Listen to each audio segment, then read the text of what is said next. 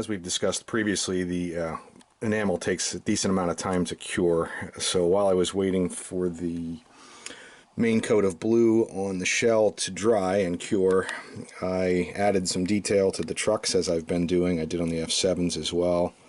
So you can see the speed recorder cable and the brake line. I did the brake hoses, or brake pipes rather, in between the two cylinders on all four trucks, and obviously just the speed recorder cable on this one. And that's just phosphor bronze wire.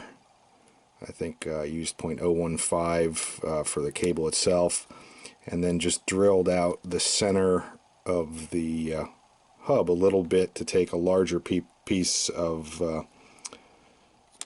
brass wire and a larger diameter. And so basically the speed recorder cable is soldered at a 90-degree angle to that. And I just drilled it into a block of wood for the larger piece, and then just laid the speed recorder cable next to it and soldered it, and then trimmed everything up so that they were flush on this surface and then on the top, and then bent it accordingly. So relatively easy process to do. Also, this is the first time on B&O trucks. It looks like, it depends on the photographs, but actually the trucks look like they are Enchantment Blue as well. I'm going to weather these up because the prototype photo I have that I found on the internet, they actually have a lot of white coloring to them, as well as some rust. So I'm not sure how much of the blue is going to be left when I'm done giving them a proper weathering, but nonetheless, since I had some blue available, I did that. So the only other thing I did while I was waiting for the shell to cure is installed the rest of the Cannon & Company fans. Here's the dynamic brake 48-inch, and then there's the last 36. And I think I just mentioned in a previous video about contemplating removing the winterization hatch. Then I'd have to replace rivets and a whole bunch of other stuff. So I elected not to do that, even though this prototypical model does not have a winterization hatch, or did not have a winterization hatch. And what I'm modeling is C&O GP7 number 5824 is the photograph I'm using that I found online. So now that the model has cured, the next step is to paint the sill down here the B&O gold color.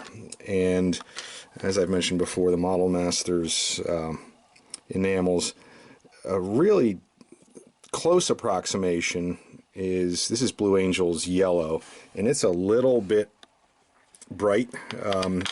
So actually a close match for the Chessie orange color is International Orange.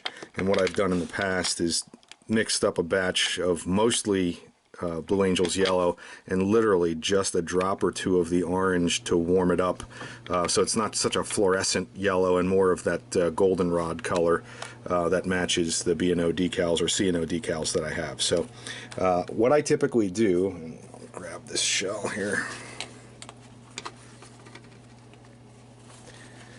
What I typically do is I'll use some blue painter's tape on top of the walkway and have that extend out a little bit, and then I'll just mask the whole side of the shell so that in case I have any overspray, and then I just have to watch my angle when I shoot. I'll kind of shoot in an angle like this, try and avoid going right into the gap, because what I like to do is pull the tape off while the paint is still wet so you don't run the risk of peeling what you just painted. So I've done that before and it's worked alright. And again, I have a little bit of flexibility here simply because I'm modeling a unit that is not a new unit at this point in time. So if I have small areas of overspray, I can simply just weather over those with the next coat. And so once I do that, then I'll spray some gloss on it to do the decals. And once the decals are on, that's when I'll come back in, do mix up another batch of the blue, but then I'll add some white to it so that I can do some fading. This unit has some significant fading in a bunch of different spots, particularly on the sides of the long hood. So when I have that lighter blue, I can use that along with some of the other rust and dark colors to cover up any small areas where I might have some bleed over. But generally I do try and keep it pretty crisp, but again, since I'm not modeling a brand new unit out of the shops, I have some flexibility in recovering from any bleed. So I will mix that up and start masking the walkways. Alright, we masked it and shot the sills with the yellow that I blended with the orange and the yellow. Again, looks really bright and crisp right now, but that will change when I weather it. And you can see right at the battery boxes where those hinges are, just a little bit of bleed on this side. The other side came out a little bit better. And I had, from the blue, I had a little dimple on the top of the hood, or the cab hood. So I sanded that out using real fine sandpaper, and the tops of these cabs generally were pretty darn beat up and rusty, so now that it's smooth, the blemish in the paint will easily be masked with weathering. Yeah, this side came out a little bit better, but again, just a hair of overspray that like I said, I can easily just touch that up. And again, the battery boxes also on these units at this age, just because of the acid in the batteries, the battery boxes are almost always really tortured. So that slight bit of bleed I can make sure to take care of with weathering and fading. So overall, a success. A little bit of a nuisance. The taping on top of the walkway works really well, and again, like I said, you just watch your angle. So I don't have any overspray there. It's just a little bit tough where the tape wouldn't sit down totally because of those hinges. Not really sure what's to be done about that. I guess I could have painted the yellow first and then masked under the hinges and then painted the rest of the locomotive blue. I suppose that might have resolved it. But as I said, I think it's fixable. I mean, at this distance with the camera, you can't even tell at all. So I think once I weather it, put the railings on, it'll be fine.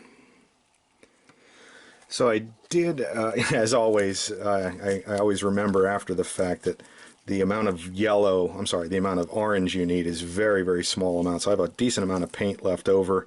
I'm not sure how many more times I'll be able to do that with that yellow. It's a couple of years old, and the enamel eventually does just cure in the jar, which is, you know, lovely, since it doesn't always want to cure on models promptly, but oh well.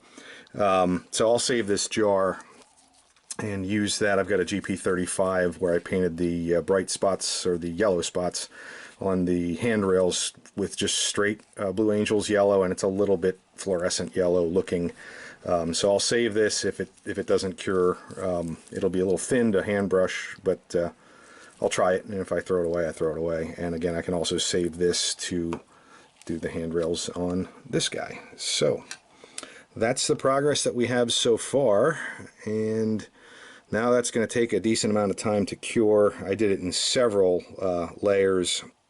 So it's a pretty heavy coat, but I did it, you know, one side then the other, and just tried to do it in gradual layers. So starting to look a little bit like a C&O or B&O unit now.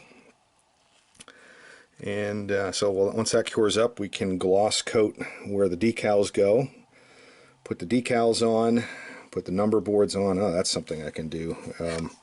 Generally what I do on these is just I brush paint the number boards flat black, just because that's all I have is flat black. So I'll brush paint those flat black, and then once that dries, then I'll gloss coat those as well for decals, as well as the sides and number and additional decals to follow. So that's the progress for now, and hopefully I won't take quite as long to post the next update, and I can go back to working on getting the light lenses seated on top of the brass bar in the on the chassis. So more to follow, and thanks for watching.